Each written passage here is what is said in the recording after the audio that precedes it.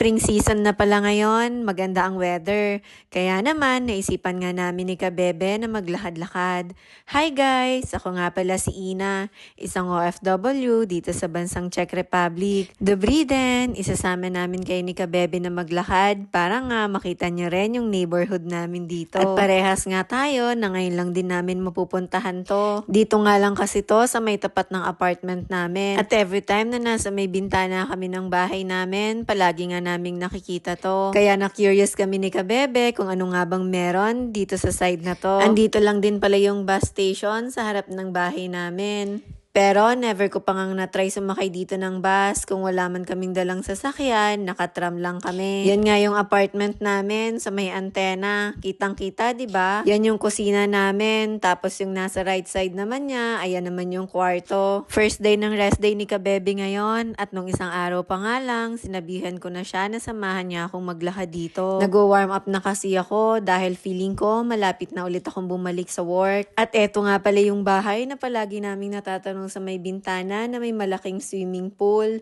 Eto pala yon. At mabalik nga tayo dun sa sinasabi ko kanina na nagwo-warm up na ako. Lagpas 8 months na nga po kasi akong naka-sick leave. So syempre, palagi lang akong nasa bahay. Kaya kailangan ko ulit i-condition ang katawan ko dahil pagbalik ko nga ng trabaho, baka manibago yung katawan ko. Kaya nga ngayon pa lang, nagre-ready na ako. Ayan pala yung Yested Mountain. Sa mga nandito sa Czech Republic at gusto nga ring makapunta dito sa Yested, dito lang po yan sa Liberec, 1 hour away from Prague. Light walking nga lang pala tayo ngayon at saka hindi ko pa rin naman talaga kayang maglakad ng mabilis. Ano nga ba ang dahilan? Bakit hindi pa rin ako nakakalakad at nakakakilos ng normal kagaya ng dati? Share ko lang, naoperahan po kasi ako.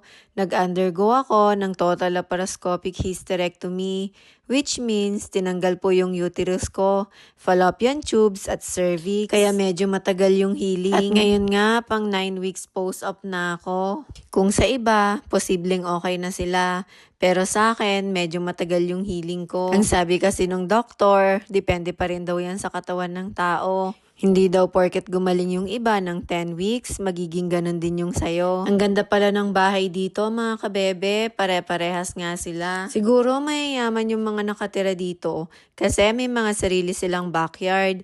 Yung iba may mga swimming pool pa. Hindi mo alam kung bahay ba talaga nila or pinaparentahan nila. Yung style kasi nung iba, alam mo yung parang mga staycation house? Baka nga rin, pwede din, kasi probinsya na rin naman to. Malayo-layo na rin pala yung nalakad namin. Nakarating na nga kami dito sa may Magna. Automotive company rin pala to. At yung nakikita nyo nga na skonto, doon na malapit yung mall. Kaya pwedeng-pwede lang talaga naming lakarin. At dyan naman nagpapagas si Kabebe. Nakita ni Kabebe yung shortcut, sabi niya dito na lang daw kami dumaan. Malapit na nga yan sa bahay namin. Kapag ka mga ganitong weather, dinadaanan na nga ulit nila yan. Andito na kami, malapit sa bahay namin. Eto na nga yung school. Iikot pa nga kami dito dahil 40 minutes pa lang namin kaming naglalakad. Baka pala magtaka kayo kung bakit 9 weeks pa nga lang simula nung naoperahan ako. Tapos, 8 months mahigit na ako na hindi pumapasok. To be honest, marami po kasi talagang nangyari. And one of the biggest reasons ay yung non-stop heavy bleeding ko. Andito na pala kami sa may bilihan ng gelato. Sabi ko kasi kay Kabebe, dumaan kami dito. Matagal na nga kasi namin tong nakikita pero hindi pa namin natatry. Guys, alam nyo ba? Sobrang lapit lang nito sa bahay namin. Palagi pa naming nadadaanan pagpasok at pag-uwi ng work. Hindi lang talaga namin pinapansin. Tara, pasok tayo. Silipin natin yung loob. Gelato.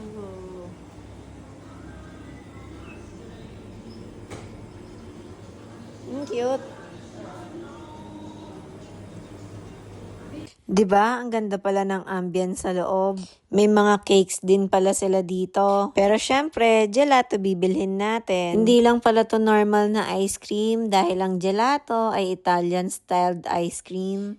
Sa mga bansang napuntahan namin, sa Vienna yung may pinakamarami kaming gelato na nakita. Orange flavor pala yung binili ni Kabebe. Gusto niya daw kasi refreshing. Ako naman, vanilla flavor nga yung binili ko. Smetanova Vanilla. Yan yung tawag nila dito. Ibig sabihin, creamy vanilla. Kay Kabebe naman, Pomerange na ang ibig sabihin ay orange. Marunong nga rin silang mag-English dito. Kokonti lang yung tao sa loob kasi doon sila sa labas kumakain. Mahilig kasi silang magbilad sa araw, palibhasa, saglit nga lang yung summer dito, kaya naman sabik sila. Syempre, first things first, video muna. Pero si Kabebe, hindi na nga nakatiis, kinagatan niya na yung sa kanya. Pati yung butter cookies nila sa ibabaw, ang sarap din. Habang enjoy na enjoy ako sa ice cream ko, kay Kabebe naman, nagkandalaglag na. Hindi kasi talaga yan marunong kumain ng ganyan. Pagkatapos naman namin dito, dumaan lang kami kay Mekala, yung Potravini na malapit dito sa bahay namin. Bumibili lang kami ng dadalhin namin sa park. Samahan niyo ulit kami at ikukwento ko rin pala sa inyo kung gaano nga ba kaganda yung healthcare nila dito sa Czech Republic. Abangan niyo na lang sa susunod na vlog.